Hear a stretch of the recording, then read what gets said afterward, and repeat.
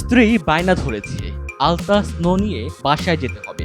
আপনিও চলে গেলেন কোনো এক দোকানে, কিনলেন ক্রিম, কিন্তু আপনি কি জানেন এটা ভেজাল নাকি অরিজিনাল?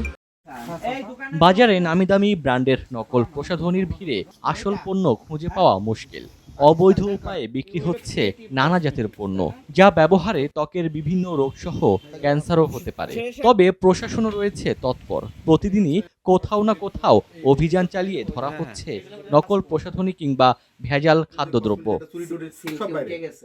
এরই ধারাবাহিকতায় মেহেরপুরের গাংনীতে দুটি ব্যবসা প্রতিষ্ঠানে অভিযান চালিয়েছে ভোক্তা অধিকার সংরক্ষণ অধিদপ্তর। একটি দোকানে গিয়ে দেখতে পায় লাইসেন্স ছাড়াই বিক্রি হচ্ছে শিশু খাদ্য এবং নিষিদ্ধ নাইট ক্রিম, যে ক্রিম ব্যবহারে ত্বকে নানাবিধ সমস্যা সৃষ্টি হয়। এ সময় নাইট ক্রিম বিক্রি ও লাইসেন্স ছাড়া শিশু খাদ্য রাখার অভিযোগে ব্যবসায়ীকে 40,000 টাকা জরিমানা করে ভোক্তা অধিকার সংরক্ষণ অধিদপ্তর। ভোক্তা অধিকার সংরক্ষণ অধিদপ্তর, জেলা নিরাপদ খাদ্য এবং consumer association of Bangladesh cab Meherpur শাখার যৌথ উদ্যোগে আজকে গাংনীতে আমরা অভিযান পরিচালনা করছি। এখানে একটা গোপন সংবাদের ভিত্তিতে একটা নিউজ ছিল, ওখানে আমরা একটা প্রতিষ্ঠানে যেয়ে দেখি উনি নকল গোল নিম্নমানের শিশু খাদ্য বিক্রি করছে।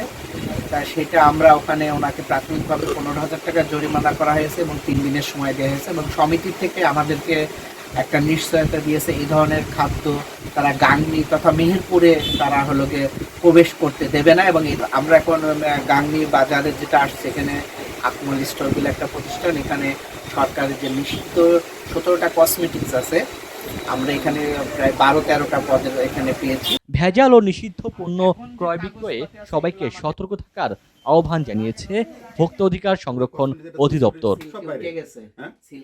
ডেস্ক রিপোর্ট, দৈনিক ডেস্টিনি।